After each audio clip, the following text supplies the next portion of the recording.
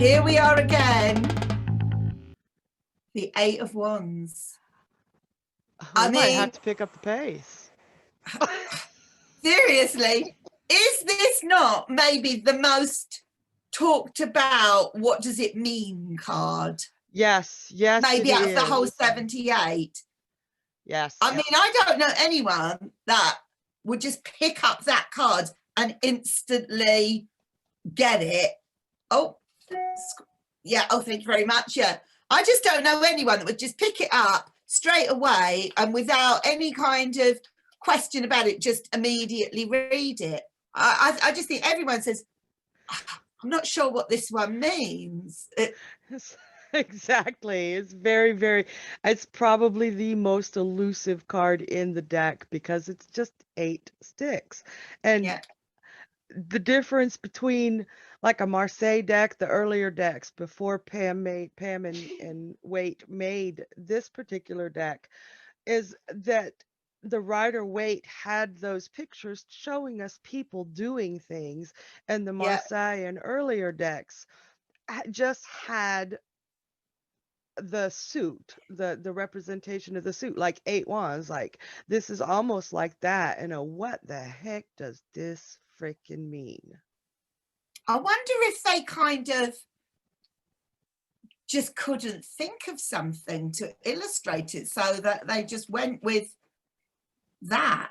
I don't know. I mean, do you think it really is a calculated choice of the designers, or is it because they just were stuck?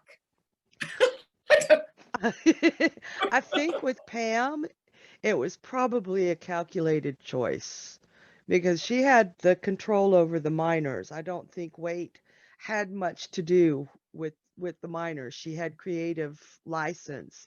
Right. And as creative as she was, I don't think she would have just gone with something willy-nilly or, oh, I can't think of anything. She would have dug because she did research. She went to museums. She did a lot to see what would inspire her. And if you understand the picture, which you do, but when we first looked at them, we were like, really? What does this mean? But I think it's a beautiful way of showing the swiftness that something is happening because those sticks are flying through the air and they've obviously been thrown with force, and the teamwork that went into it. You see this one where he's just a wee little bit behind. The fourth one down. Well, is he behind, or are they actually going upwards, and is he actually the one that's winning? Depending on whether you're reading it from left to right or right to left. Oh, see, I go from the left to the right, but I see where they're still going up, not coming down. I think it's ambidextrous, this card. I think you are allowed to see it coming from either direction, but I do think there's a difference if you see them actually going up or coming down. Right. And I think that's personal. I'm not saying one's right and one's wrong, but I feel that if for example, in the upright position, I'm seeing them going up because I'm going right to left, then that fourth one down would actually be in the lead. Right. Yeah, and then therefore, if I turned it upside down for reverse, I then see them coming down, maybe. Right. So I definitely think there's a whole lot of personal choice about how you read this card. Our only ambidextrous card. I love that. Yeah. So do you actually see them, they're landing then? Because obviously this is upright because the earth is at the bottom. Right. So you see them as coming down in the upright position? Yes. Yes, I do. I'm not saying that's wrong. Oh, no. I see them as taking off, though. Huh. I wonder if it has to do with handedness, because I'm left-handed. So I see them being thrown, and you're right-handed, so... Maybe. And I've noticed there are some cards where, or even some ways that people position cards where handedness has a lot to do with how we put them or how we interpret them. I'd love to do some studies on that. That would take some Yeah. years, huh? Oh yeah.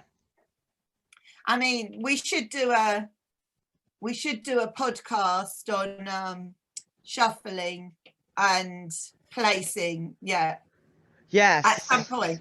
But anyway, anyway, that aside, what does it mean? What is it? I mean, what do you get from this upright? Um, Traditionally, I get that things are moving swiftly, but in a good way.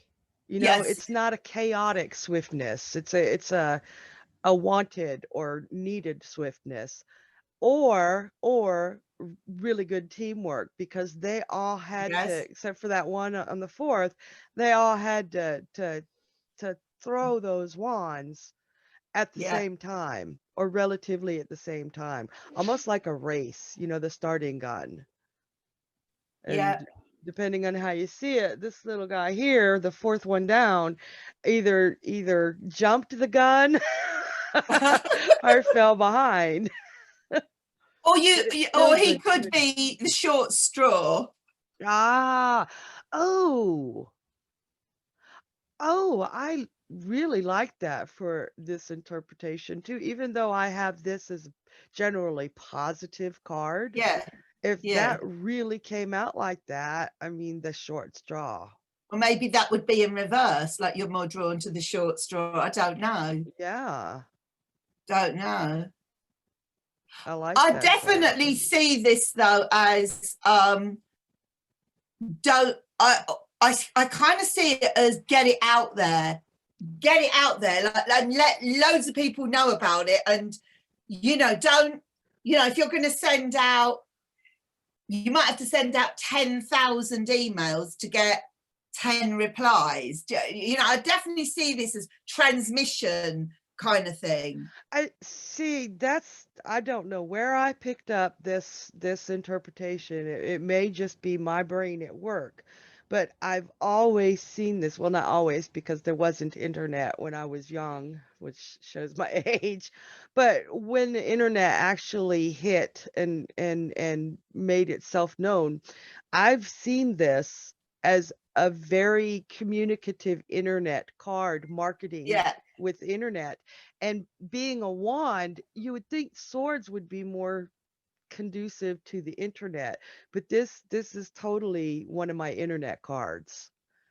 And I think it's because of the definitely. swiftness of it, you know? But if you think about dating apps, I mean, again, there is the kind of the argument on here on the swiping left or swiping right. But how many people swipe on one person and that's it? It's like, oh, I found my person, that's the one, that's it. People swipe constantly. There's all sorts of conversations and whatnot on the go at any one time, and you're stupid if you don't realize that's the kind of that's the nature of it, kind of thing. Keep in mind that Mandy's an Aquarius. Yeah, friendly, So I would see this, like good say with we were groups, say good. we were playing with Tinder, and I do this card for okay, I see this person and I'm like, "Ooh, should I swipe left or right?" Throw this down and I would swipe right. But the way you see it, you'd be like, "Oh, left." Right? I would have days when it's kind of like everybody's a left, everybody, oh, just no, God, is there no one worth swiping right on? And I'd have another day when, oh, and another one, and another one. It's just the whole thing is, it's so random anyway, and it is that kind of shot in the dark, and it is like, and I see that a little bit like that, throw them all out there, and one of them just may land exactly where you want it to land. It's very encouraging to be proactive, I think, this card. I like that. Yeah, it is definitely, to me, a super positive card. It's a Yeah, happy card, even yeah, though no people are seen. no, Good. Look, there's our little house in the background from the I Eight of know. Wands. So Absolutely. That was when it was just a good idea. Now we're going crazy. It's kind of like, oh, I've come home from work, I've done my dinner. Right now I can sit down and get swiping or whatever. or maybe this is the good time to pitch your ideas. I did look up because as you know, I'm not an expert. I'm not an anything really when it comes to numerology, but I did look up the number 8 very sort of Oh, briefly, and I did get that the number 8, funnily enough, one of the things that I read was that it was a new beginning. And the reasoning for that was that it's quite religious, but this particular place where I read it, it said like the earth was created in 6 days, and on the 7th day, God or whatever like took a rest. And so the 8 was the beginning of the next chapter of the new week. So I'm not a religious person whatsoever, but I kind of like quite thought it was worth mentioning the reasoning of that, which I just randomly sort of saw. And 8 seemed to be very positive when it comes to sort of manifesting and going for new things and work and beavering away and working at something. yeah. And it does seem like a very positive number. And also I read in a couple of places that it's a very, very lucky number in the Chinese culture, down to the point that people will even I mean I read this on the internet, how kind of true this is, but that people will even change their names so that numerologically it will add up to the number 8 because it's so lucky. Oh, wow. Oh, see, now I'm gonna have to look into that for Well, I have to Superstitious sort of find out how Squirrel. much truth there is at that. That was a very quick glimpse. But I always did see in the number 8 the kind of infinity sign, and it's kind of like Yes. that this is an ongoing thing. This is not a kind of like a one-off thing. This is part of something that's kind of got continuity. I kind of had that feel about it with the number 8. It's like, I don't want to talk about the eight of Pentacles now, but I'm just thinking that is somebody who is kind of at work and he has already done work and has got more work to continue doing, Yeah. Yeah, there So is a I continuity. see it. I see that in that. I don't know that I see it so much in, well, if you think about it, the 8 of Cups, he's walking away, isn't it? So it's kind of like he's ready for a new beginning. Yep. And the Ace of Swords is very stuck. So I don't know how consistent that is with the tarot in general, but I can see the positivity in the 8 of Wands for sure. Yeah. And you don't throw all those sticks in the air. You don't give them flight and life unless you want one of them to land somewhere for a reason, because then the story will continue from the result of that journey. And imagine the training that had to come about to be able to throw the sticks in the same direction. I don't know about you, but when I throw a stick, it goes wherever the hell it wants to. It don't never go where I think I wanted it to go, because I throw like, well, a girl. I'm not trained in throwing at all. So my stick I will don't know if go, I've ever thrown a stick.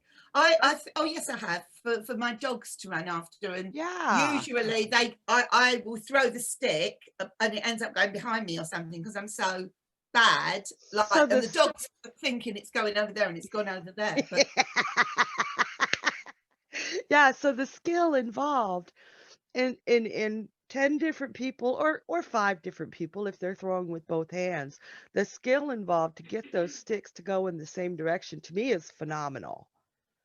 if you Because think about sports, like literally sports that involve accuracy and involve kind of letting go of a stick, like you've got your javelin thing, but what about something like darts, or snooker, where they have to kind of be so accurate, billiards, snooker, that sort of thing. There are very, but then you've got other things that are kind of stick like. I'm thinking of like knitting needles.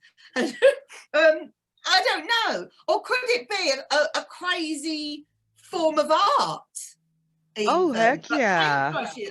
I just feel there's a lot of scope for all sorts of intuition and inspiration in this card. This card that most people will turn over and go, what is that meant to, what I don't get it. And once you allow yourself to kind of, I don't know, associate it with the question or a real life situation. I mean, obviously we haven't even said the obvious, like literally planes going off, flight. Yes. You know, I mean, yes. this is the card.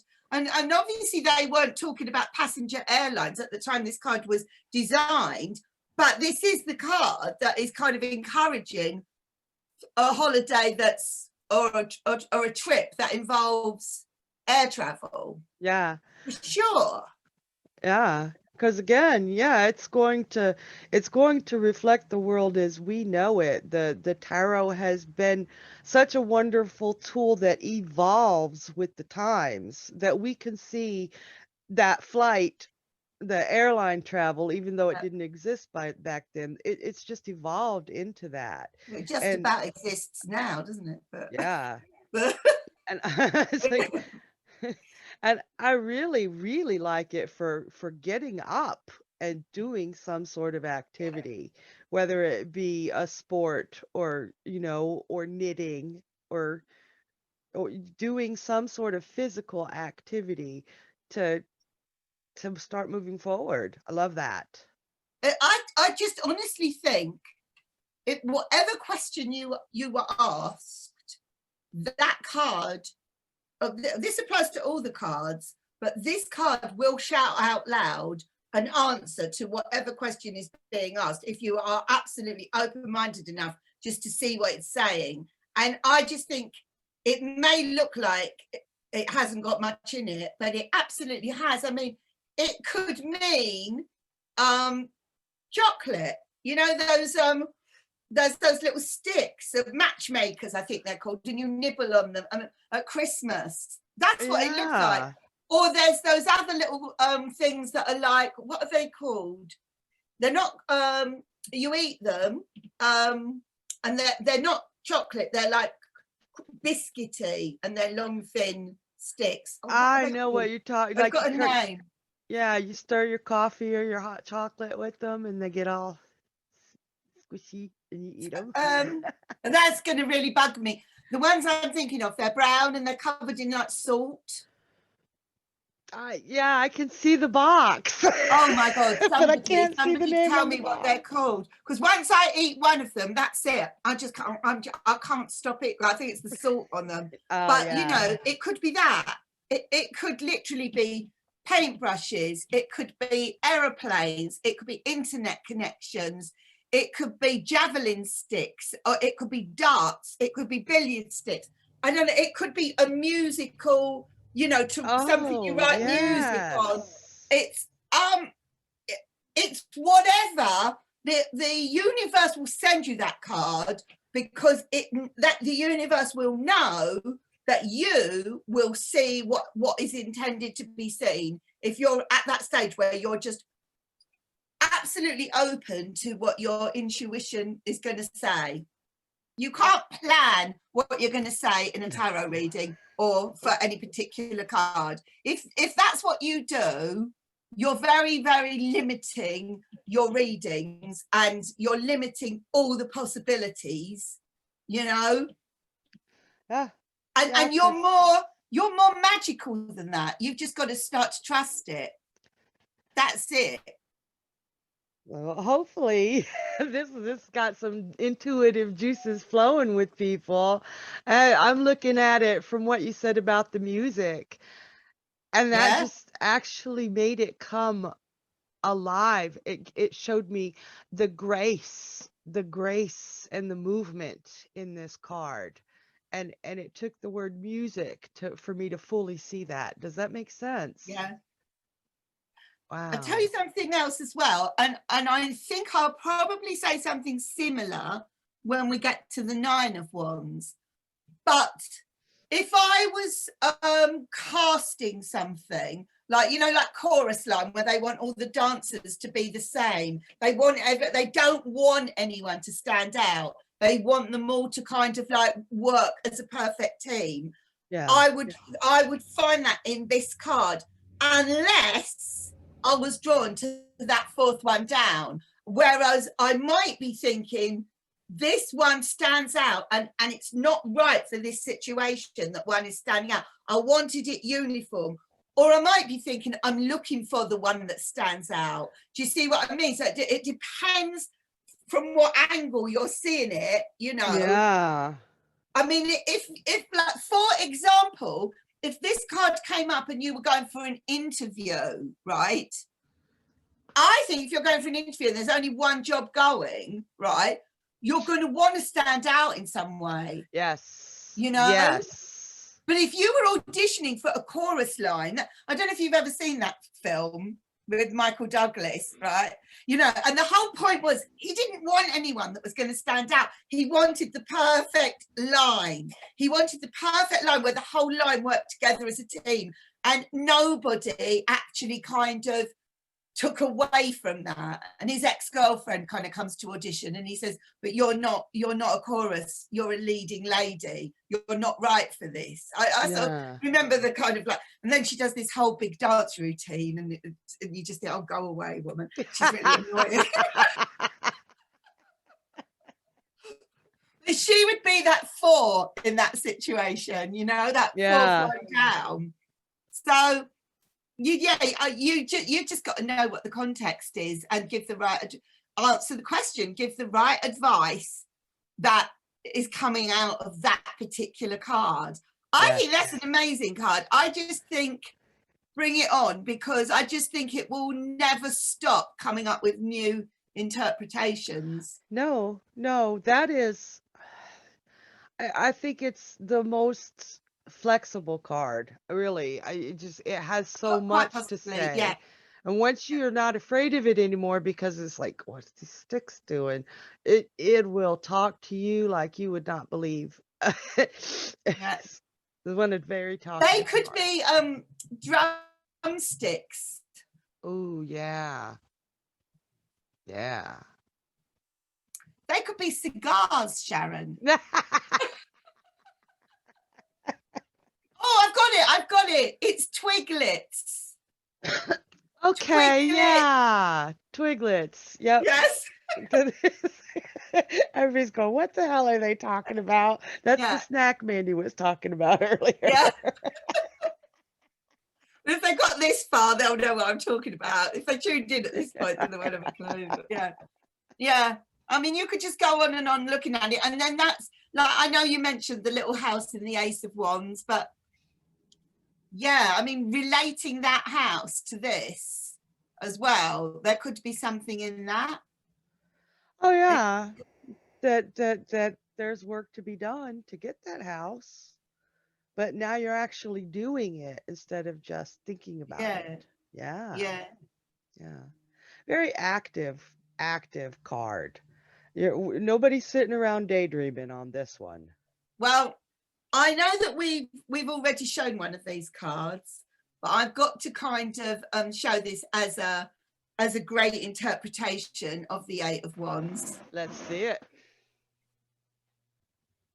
Oh, no, that is adorable. I mean, the thing is, it's so cool. It's very Harry Potter. It's very Quidditch, isn't it? Right. But it's also very housewifey. But I feel because you've got the woman in there and because you've got that they're brooms and not wands, it gives it more substance, but then it takes away some of those other possibilities that the kind of, by having it so plain and just the 8 wands in the air, it opens up your imagination more. This is almost like doing the work for you, like the artist is. But I kind of feel you won't come up with so much yourself when you've got a great card like that. I mean, it is brilliant. Does that? But it's what I'm trying to say is maybe we should appreciate some of the cards that give us a bit less, because that brings it out of you.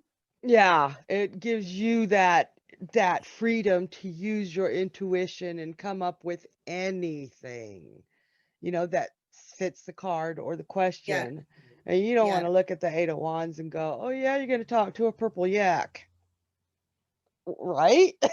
So you never want to sell a customer you're going to talk to a purple yak anyway, Yeah. because I don't even know I where that can't came imagine from. that would come out of my mouth on an 8 of Wands, but I didn't imagine it would ever come out of my mouth, but there we are. I love that about the tarot, though, that you go to do a reading and you have not got a clue what you're going to say for the next half hour, whatever. You have absolutely not got a clue. No, nothing. And the more that you have got no clue and nothing, I think the more successful the reading will be, because you know you're not giving robotic textbook readings. Right. Yeah, robotic textbook reading will never bring you the fulfillment of a good reading. And I've got some clients that like to give me their question ahead of time. I actually prefer the question when the reading is happening, because if I've got too much time to think about it ahead of time, there's a real danger of being biased with my card interpretations. Yeah, So, I've got to also say, and I'm not knocking people that do this, because it is each to his own, but I did for a while do a very, very short while. I did email readings as a sort of for practice purposes, and you could take 3 days over a reading. Like, you'd have the question, and when you know, and then you'd kind of lay out the cards, and you just come and go from it. It just didn't have the flow. It didn't have the kind of, you know, you could go away and think about it, whereas it's the spontaneity of doing it all there and then that actually works for me. me too, but we've both got those Gemini moons as Yeah, well, so that might be part of yeah, it. But even if I don't walk away from an email reading, the the actual thought I have to put into the words that I write, because I hate to write. And when I do write, I want to make sure that I'm understood. So the time it takes for my brain to process the thought, to put it into words onto paper, the intuition is blown, because I had to slow down my brain to I write. feel this is very 8 of Wands. It is just get it out there. I Hmm. almost think, I didn't intend to say this because we were doing the 8 of Wands, but I actually feel the 8 of Wands is kind of saying, has actually aroused that need to say this. That for Yeah. me, and I think it's the same for you, it's just kind of like, it's spontaneous, it's in the moment, and it's kind of like what your intuition is saying at that moment in answer to that question. Get it Boom. out there, send it out there, Yes, I and agree. see where it lands or how it lands. Yes. That's perfect. See, your intuition led you to talk about the email readings, to bring Yeah. it to that. That was a beautiful point. A beautiful point. I have to stop repeating myself. I have to stop repeating myself. Now, you want to see the card I brought? Oh, yes, please. All right. Let me figure out how to share my screen again. Can you see that? Whoa. I love that. It's Oh, my probably one of my word. favorite Eight of Wands, because it shows the speed and the confidence. I mean, look at his face compared to the deer. The deer looks like it's What deck is struggling. this? Oh, this is the Victorian Romantic from Baba Studios. Yeah. That, now, I've got to say, if you showed me that card and it didn't say 8 of Wands on it, I don't think I would immediately say, oh, that's the 8 of Wands, even though I suppose that the wands are the horns of the thing, It just actually, about. that particular deck doesn't have much to show. It's a very advanced deck, and I have not read with it yet because I haven't had time to get to know it. but it doesn't really show the parts of the elements. None of it I would have does. said that that was possibly the Knight of Wands. If you just said, guess what card this is? Ah, ah. It's definitely got a lot of movement in it, and it's got a lot of Mm-hmm. fire in it. So yeah, fascinating, Sharon. I love the card. It Wow. shows that speed and confidence. Yes. He's running so I fast. think it's a very I think it is a very positive card. Yes. You know, unless it comes up reverse, and then you have to sort of work out why. The interesting thing is I had another little thought as well. I suppose going back to the Rider-Waite version, but because I was in Les Mis, I think the whole world must know this now. Yes, I was. And where you do 8 shows a week in, week out, you repeat the same thing over and over again. And every time you've got to give it 100% energy, you know, and try to do it as though you've never done it before, because that audience are not paying to see someone who did it again earlier that day or whatever. So it has to be fresh every time. And if you're doing 8 a week, and this is the 8 of Wands, I was thinking there will always be one show that week that wasn't your best that week, where, or you just weren't quite sort of like quite nailing it as well as you could, or whatever. Yeah. It's not that you were terrible, and people that are not comparing it to anything would come back and go, oh, that's great, you know, blah blah blah. But you think, no, I wasn't quite, you know, you can't be.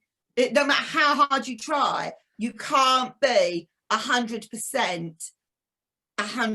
of the time. And that maybe that's that little short one is sort of telling you, like, don't beat yourself up about it, because you will be carried by all the others. You know, there's that as well, isn't it? Oh, I really like that.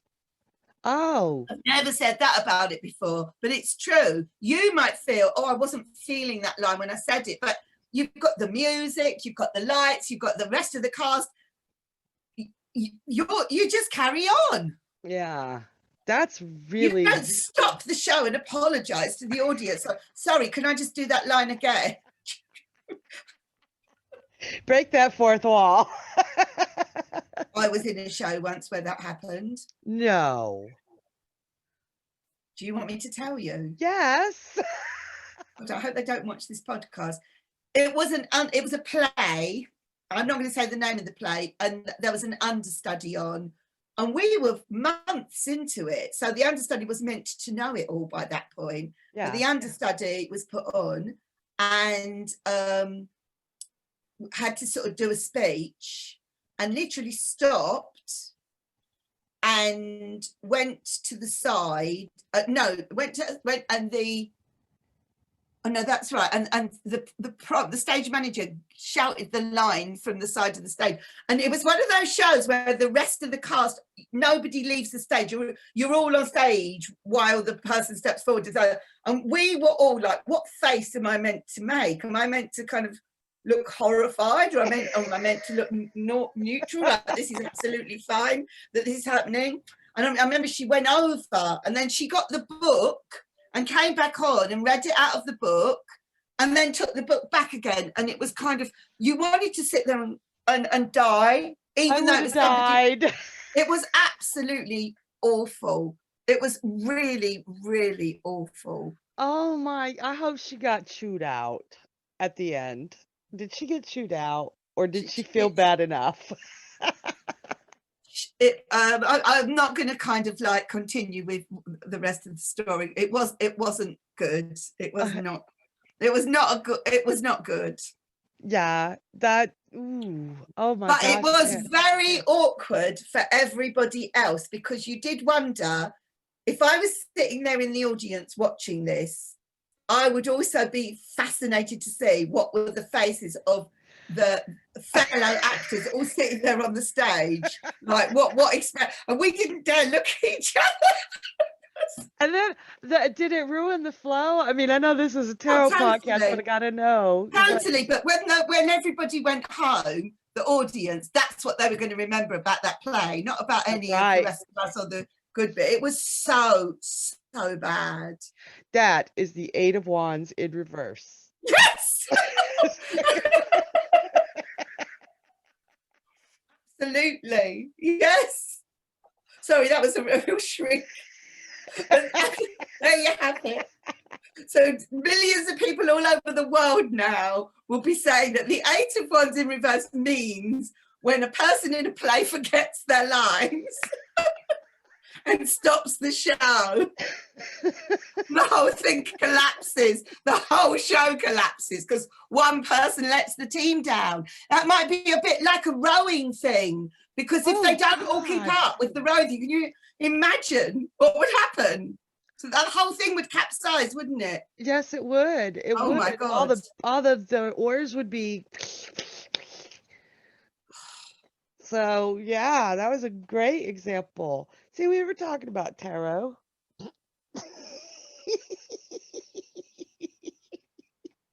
Oh my God.